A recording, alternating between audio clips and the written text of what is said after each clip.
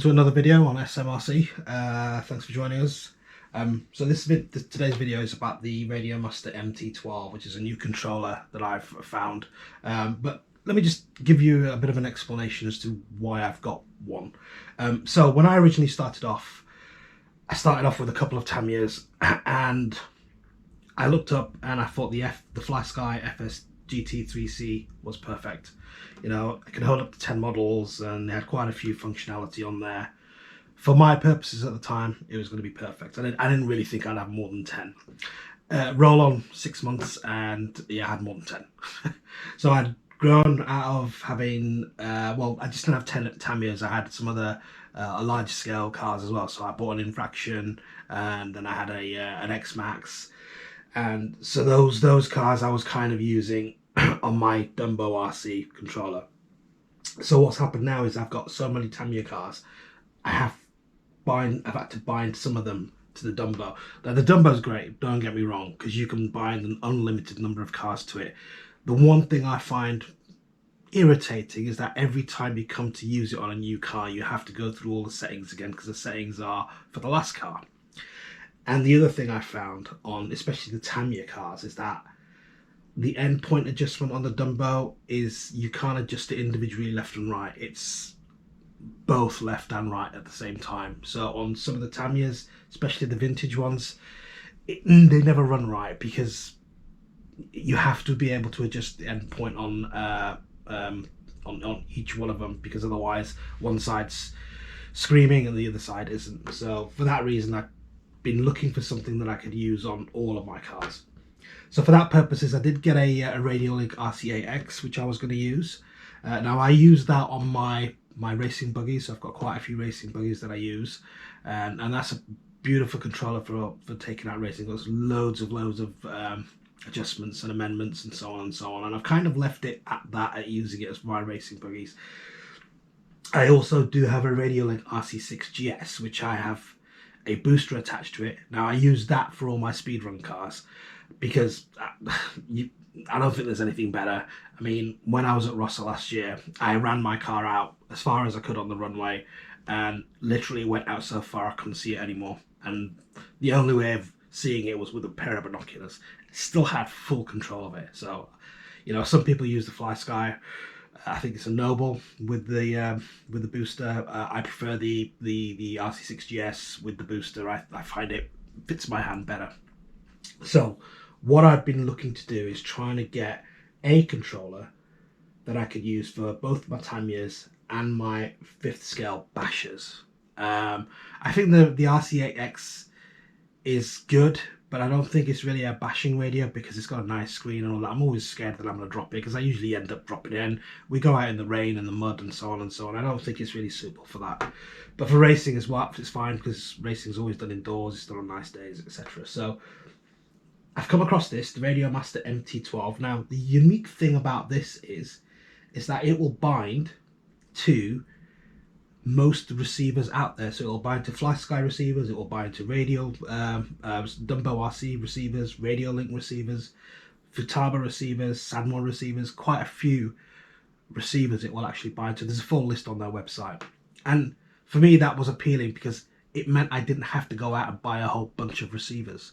I can just use the existing receivers that I've bought for these two and just have that one controller and just bind them all up. And then I can probably just either put these away or sell them. So that for me was ideal. So I think that's you know, for me it's perfect. So this is how it comes in the box. Now there are 2 versions of it. So this one is the 4-in-1 version, which allows you to bind to various controllers, etc. There is also an ELRS version, which is the Express LRS protocol, which basically gives you a longer range. So you need to decide which one you want to use, although I think you can switch between the two by buying a unit or something, or a module. Anyway, so in the box you get the guide and some stickers, and this is nice to see. It actually comes with a nice funky case as well. I mean, you know, some of the high-end ones only come with a case. So this is one, and I have had a quick look in here, but not gone through it fully.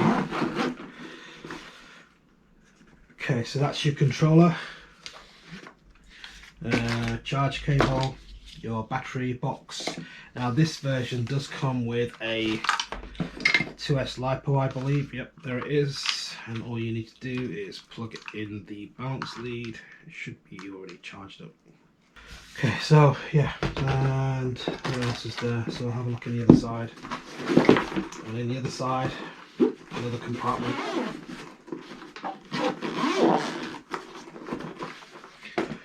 Oops.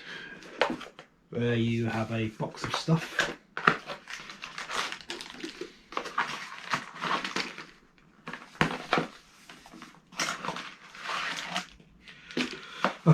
Hand lanyard, I think, looks onto the front now. You also got, this is pretty cool, it's got like 2 dip switches on it, which you can fit to the front and assign it some function. I don't know if you run crawlers, etc. You've got the standard receiver with this that comes with it. You also got this little joystick kind of thing that you can also fit onto the front, maybe for if you were doing drones and stuff. And then you got this other, I think this is for connecting other units to it, so maybe this is what you use to connect the Express LRS to it. So anyway, that's quite a lot that you get in it, and the controller itself, you know what, it feels really nice. I'll switch it on.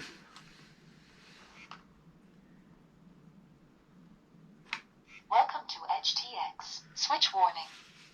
Okay, so few lights on the front and the side and the back, and it's got a nice little control screen at the top. Check this out.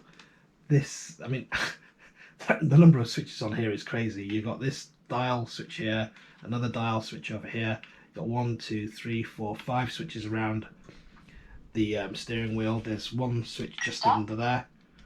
Trim center. There's another switch just here. There's one on the back here.